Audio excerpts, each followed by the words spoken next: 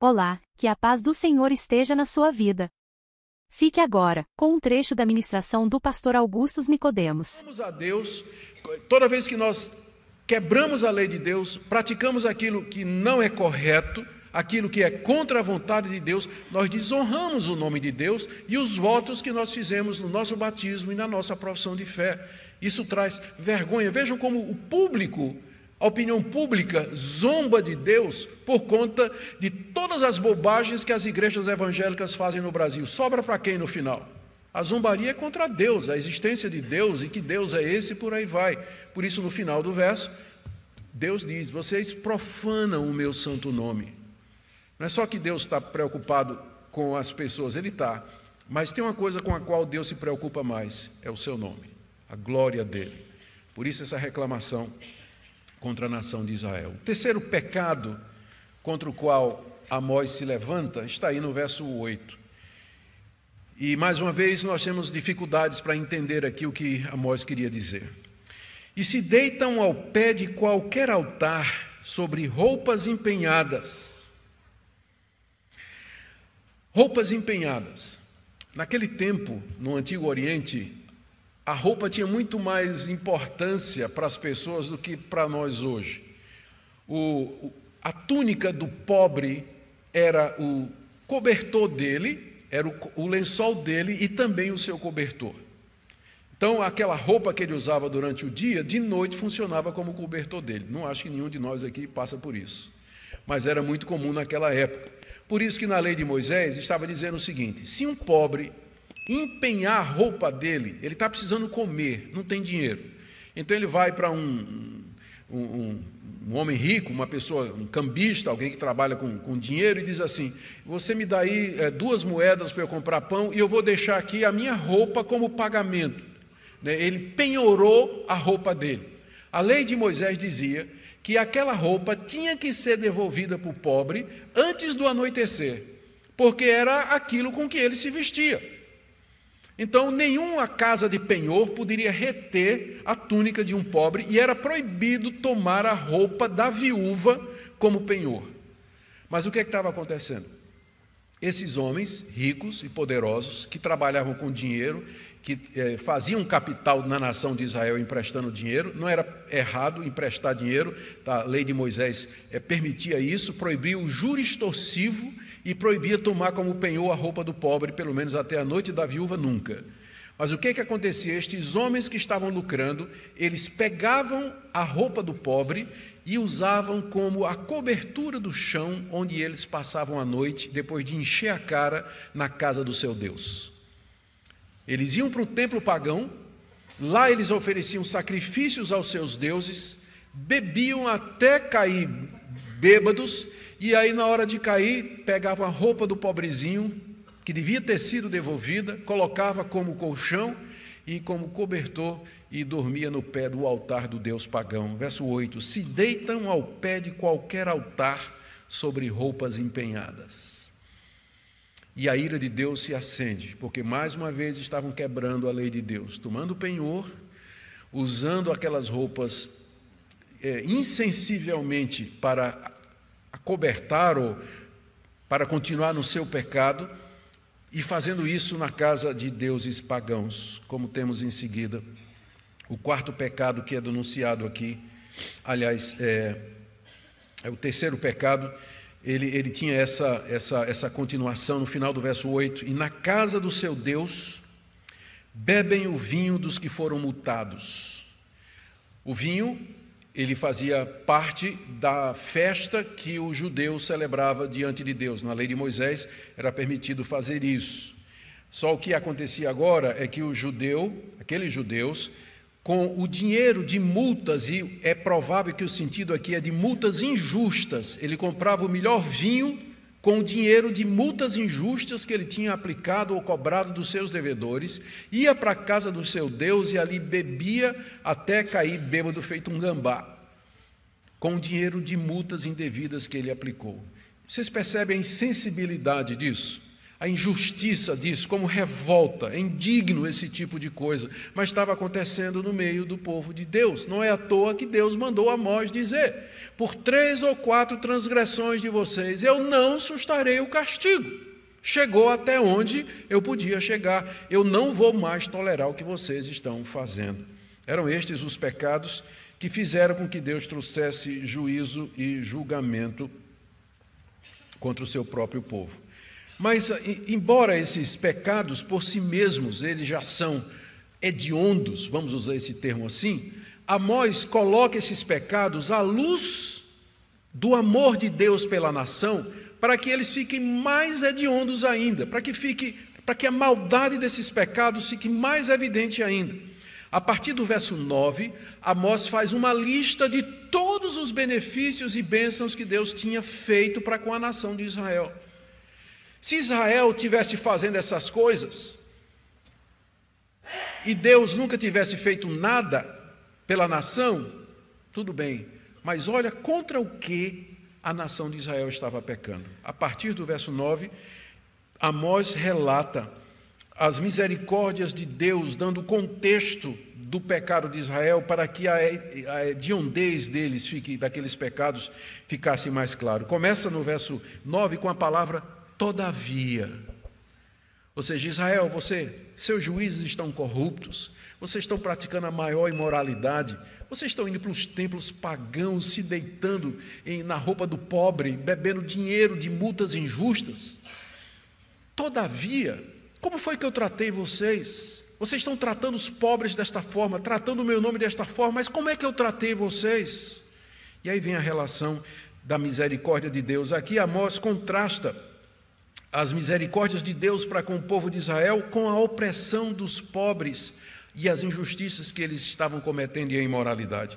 O que é que Deus fez pela nação de Israel? No verso 9, todavia eu destruí diante deles o amorreu, cuja altura era como a dos cedros, que era forte como os carvalhos, destruí seu fruto por cima e suas raízes por baixo. Os amorreus eram o povo mais poderoso que morava na terra de Canaã, quando Josué chega com os israelitas para possuir aquela terra. Aqui o amorreu representa os outros povos, eram 6 nações que estavam ali na terra prometida e que Israel tinha que expulsar para poder ficar na terra. São os heteus, girgazeus, cananeus, ferezeus, heveus e jebuseus. Fariseus e saduceus é outra coisa que vai acontecer só algum tempo depois, tá? Porque tem gente que às vezes ouve fariseu, saduceu e quer confundir com esse pessoal aqui. Não tem nada a ver. Pior da horrível essa, né? Tudo bem.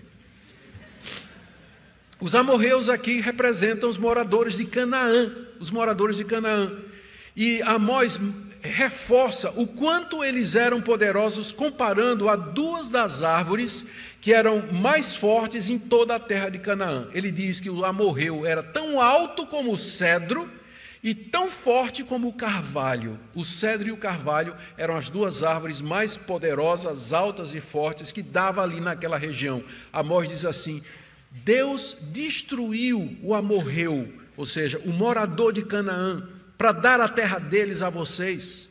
E esse morador de lá, esse morador da terra, o amorreu, ele era alto como o cedro e forte como o carvalho. Isso aqui é para dizer, não foi pela força de vocês que vocês conquistaram, porque quem morava lá era mais forte do que vocês. Fui eu, Deus, que destruí o amorreu para que vocês entrassem na terra prometida. E vocês fazem isso comigo? É assim que vocês tratam a minha lei? É assim que vocês tratam uns aos outros? Depois de eu ter destruído o amorreu, aqueles 6 povos, aquelas 6 nações mais poderosas do que vocês. Segundo, verso 10, diz o profeta: também vos fiz subir da terra do Egito. Lembra o Êxodo? Eu fiz vocês saírem da terra do Egito. Israel tinha sido escravo ali durante 430 anos. Geração após geração serviram aos reis do Egito. Mas Deus mandou Moisés abrir o Mar Vermelho, depois de ter feito sinais e prodígios, as 10 pragas contra os deuses do Egito. Deus entrou em aliança com eles, esse foi o evento fundacional da nação. Todavia, a nação de Israel estava fazendo tudo aquilo apesar de Deus tê-los tirado lá da escravidão, onde eles estiveram durante 430 anos, atravessado o Mar Vermelho e feito deles um povo livre. Mas agora, eles que tinham sido libertos por Deus estavam oprimindo uns aos outros. Vocês percebem o que Amós está fazendo? Ele está colocando em relevo o pecado de Israel, e para fazer isso ele está mostrando a misericórdia de Deus, os favores que Deus tinha feito àquele povo. Porque uma coisa é a gente pecar contra um estranho, outra é contra quem nos faz bem, contra quem nos ama e nos fez bem e sempre nos tratou bem. O nosso pecado se torna mais hediondo, mais terrível, quando a gente peca contra a graça, contra a misericórdia, contra o amor e contra a bondade. É isso que Amós está querendo fazer aqui, para dizer a Israel por que é que Deus vai destruí-los. Depois, ele continua no verso 10. 40 anos os conduzi no deserto. 40 anos no deserto. Pensa no maná, pensa nas codornizes, pensa na água saída da rocha, pensa na coluna de fogo, na coluna de nuvem que guiava aquele povo, todas as misericórdias de Deus durante 40 anos para aquela geração lá no deserto. Lembra disso, Deus está dizendo. E não somente isso, ainda no verso 10, para que vocês possuíssem a terra do amorreu. Depois de Moisés, Deus levanta Josué, que comanda o povo, atravessa o rio Jordão, derrota Jericó e sai derrotando as principais cidades. E depois de uma campanha de alguns anos, os israelitas são os principais moradores e conquistadores daquela terra. Deus deu a eles a terra conforme havia prometido a Abraão, Isaque e Jacó. E não só isso, continua no verso 11, depois que eles estavam na terra, dentre os vossos filhos suscitei profetas. Como se não bastasse todas essas misericórdias em que Deus cumpriu as promessas, Deus disse, eu ainda levantei profetas que falassem a vocês, que trouxessem a minha lei, a minha palavra, o meu querer, a minha vontade, que guiassem vocês, para que vocês não adorassem outros deuses, para que vocês seguissem a minha aliança. Deus levantou profetas que abençoassem aquele povo, trazendo a palavra de Deus. E não só isso, veja só no verso 11, dentre os vossos jovens, eu levantei nazireus. O nazireu era um voto que era possível fazer e que consistia em se abster de cortar o cabelo, tomar vinho e tocar em cadáver. Tem dois nazireus bem conhecidos no Antigo Testamento, que é Sansão e Samuel. Eles eram nazireus consagrados por Deus desde o ventre para servir a Deus. E os nazireus eram um emblema da santidade de Deus. Os jovens podiam ser dedicados como nazireus para servirem a Deus e consagrados a Deus. Era um símbolo da santidade de Deus e de que as novas gerações haveriam de andar em seu caminho. Por isso que nós precisamos encorajar os jovens, não a serem nazireus, porque esse voto não tem mais, mas a se consagrarem a Deus, porque geração após geração é assim que funciona. Fiquei feliz em ver hoje jovens aqui se consagrando a Deus. Devemos sempre fazer isso, encorajar esses jovens. Mas o que é que os israelitas fizeram com os nazireus e com os profetas? Verso 12, vós aos nazireus deste a beber vinho. O nazireu não podia beber vinho, mas os israelitas chegavam e diziam, que é isso, para com isso, esse negócio de nazireu, prova um pouquinho aqui, não vai fazer mal nenhum, não é só um tiquinho, toma só uma tacinha, vai, mas eu não posso beber vinho. Não é que vinho era proibido em Israel, o nazireu não podia beber vinho, ele não podia beber vinho, mas aí os israelitas corrompiam os seus próprios jovens. Aqueles que Deus havia levantado como símbolo e exemplo e emblema de santidade, o próprio povo de Deus estava corrompendo, os pais corrompendo seus filhos, e não só isso. Verso 11, e aos profetas vocês ordenaram dizendo, não profetizeis, cala a boca, eu não quero ouvir a tua voz, não quero ouvir o que Deus tem para me dizer. Deus mandou Elias, mandou Eliseu, mandou Samuel, mandou Jonas, mandou Joel, agora está mandando Amós. Sabe o que é que nós vamos encontrar no capítulo 7? O sumo sacerdote Amazias, do templo de Betel, vai chegar para Amós e diz o seguinte, cala a boca, profeta. A mesma coisa vão fazer com Amós que fizeram com os profetas antes dele. A nação não queria ouvir a voz de Deus. Por isso, vem o juízo agora, chegamos na parte final da nossa mensagem, do verso 13 até o verso 16. Depois de todas essas transgressões feitas à luz da misericórdia de Deus. Tudo isso Deus havia feito por aquele povo, mas o povo respondeu negando a salvação de Deus, rejeitando a sua graça e a sua misericórdia. Deus então anuncia essa pergunta penetrante no final do verso 11, dizendo assim: não é assim, filhos de Israel? Não é verdade isso? Vocês sabem de tudo isso. Alguém tem coragem de negar a minha misericórdia, o meu amor para com vocês? E aí então vem a quarta transgressão do verso 13 a 16. O que nós lemos do verso 13 a 16 é o efeito de uma invasão por uma nação mais forte e poderosa contra a nação de Israel. Nessa invasão, os israelitas haveriam de perder aquela terra que Deus lhes havia dado, perderiam o templo, os templos que eles haviam construído, os sacrifícios seriam cessados, os profetas seriam mortos, os seus jovens seriam levados como escravos, as mulheres, as crianças e os velhos seriam mortos ou deportados. E veja como ele descreve isso aí, do verso 13 em diante. Primeiro, eis que farei oscilar a terra debaixo de vós, como oscila um carro carregado de feixes. É mais uma daquelas frases aqui que os tradutores não têm certeza como traduzir. Mas quer dizer uma dessas duas coisas. Deus está dizendo que vai esmagá-los como um carro carregado de feixes esmaga a terra por onde ele passa. Ou significa que Deus vai colocar tantas cargas sobre eles que eles vão gemer como um carro de boi carregado.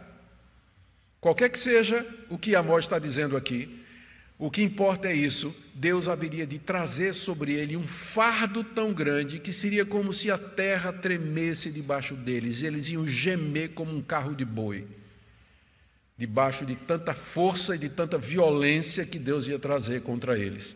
E aí o que você tem aqui do verso 14 até o verso 16 é uma descrição de que aquela expressão "ninguém larga a mão de ninguém" não funciona. Porque aqui é uma debandada geral, caos. Veja o que ele descreve aqui, ó, no verso 14: de nada valerá a fuga ao ágil.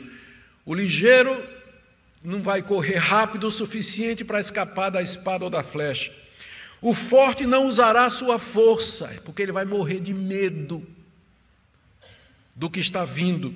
Nem o valente salvará sua vida, por mais bravamente que ele lute. O arqueiro, o que maneja o arco, verso 15, ele não resistirá.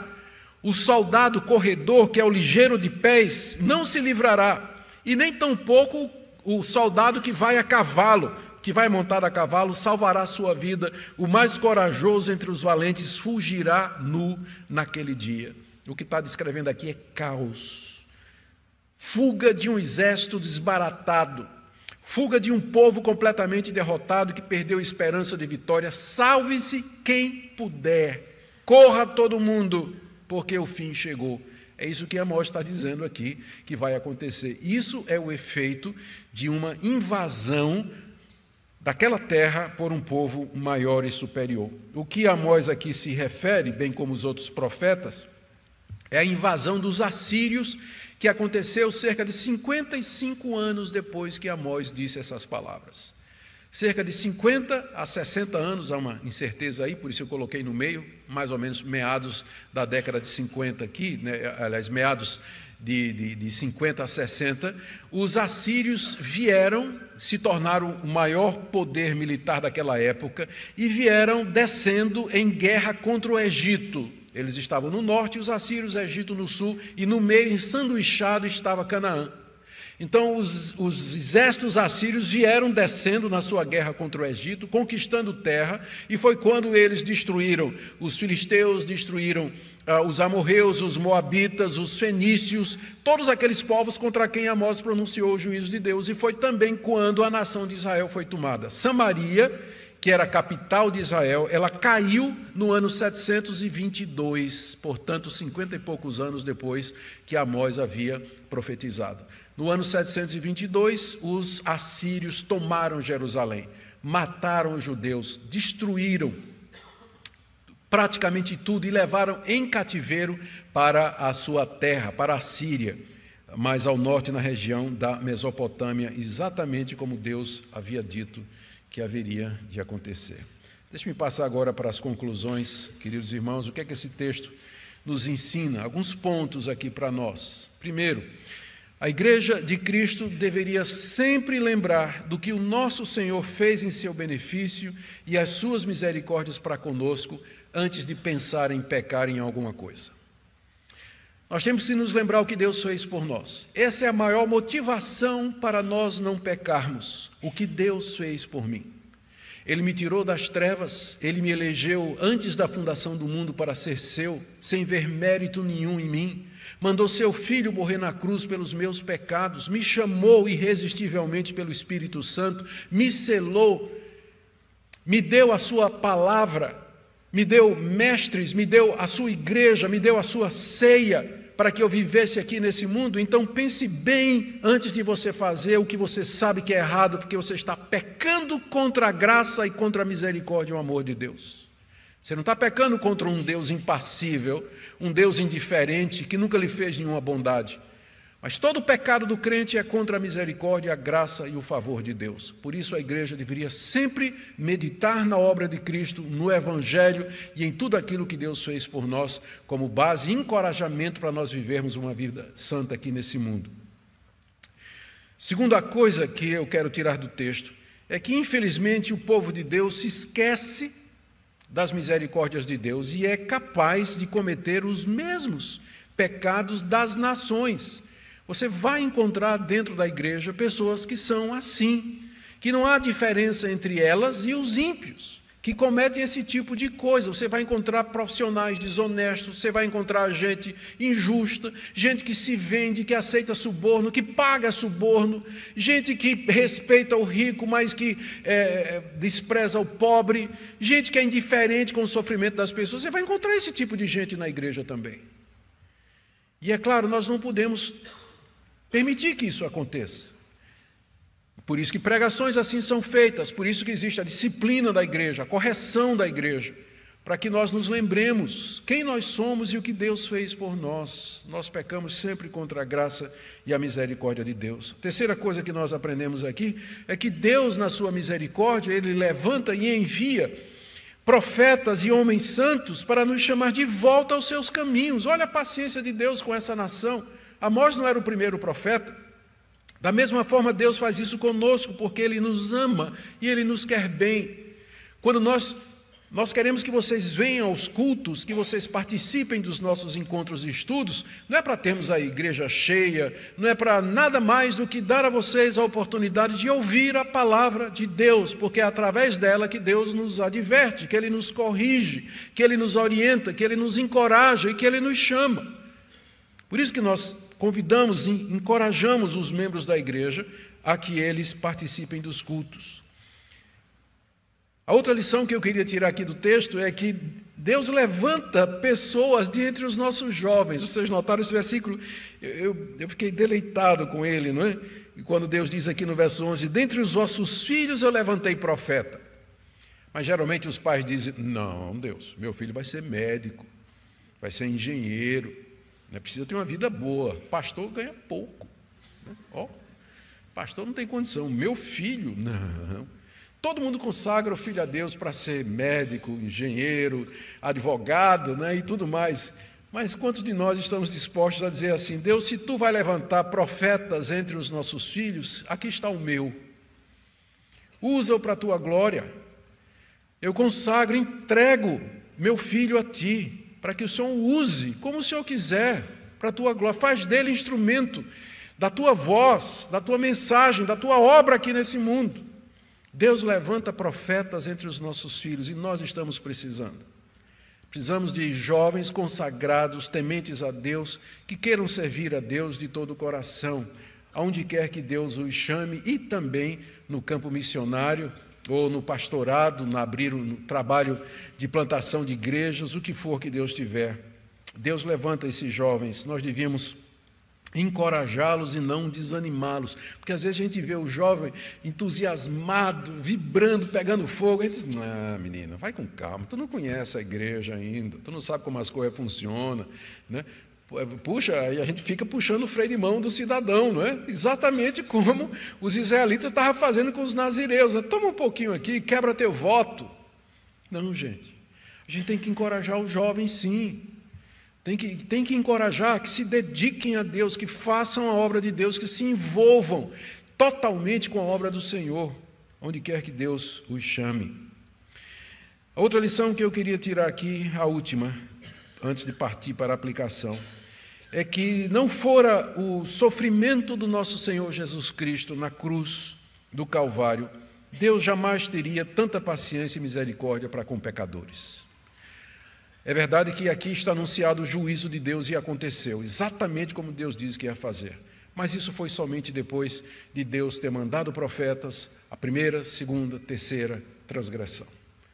A misericórdia e a compaixão de Deus para com o seu povo, isso só é possível por causa da obra de Cristo Jesus na cruz do Calvário. Porque o nosso Salvador experimentou naquela cruz toda a ira de Deus por causa da quarta transgressão. Por isso que Deus pode oferecer perdão e misericórdia a todos aqueles que verdadeiramente se arrependem dos seus pecados e se voltam para Deus. Eu termino com uma palavra aqui para aqueles que estão abusando da graça de Deus. Quem são os que abusam da graça de Deus? São aqueles que sabem que estão fazendo uma coisa errada e continuam. E ficam se justificando, dizendo, Deus vai fazer uma exceção, ou tem gente pior do que eu, ou não é tão ruim assim. Eu espero que você não seja uma dessas pessoas. Se você está abusando da graça de Deus, saiba que Deus sabe contar. Primeira transgressão, segunda, terceira, quando chegar a quarta, a mão dele virá. E virá em juízo, contra aqueles que o desafiam, endurecem o seu coração e permanecem no pecado e na incredulidade e na dureza da sua mente. Mas também pode ser que haja nessa noite aqui pessoas que acham que pecaram a um ponto além de redenção. Eu queria lembrar a misericórdia de Deus, embora não seja o foco do texto, mas eu quero lembrar a misericórdia de Deus aqui. Deus é compassivo e misericordioso.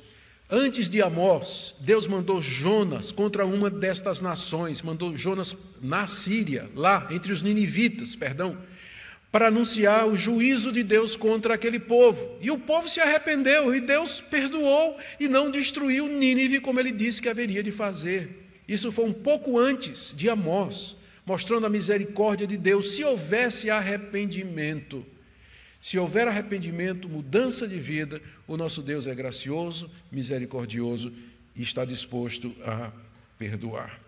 Por último, se você acha bom o castigo de Deus sobre os ímpios, lembre do laço de Amós.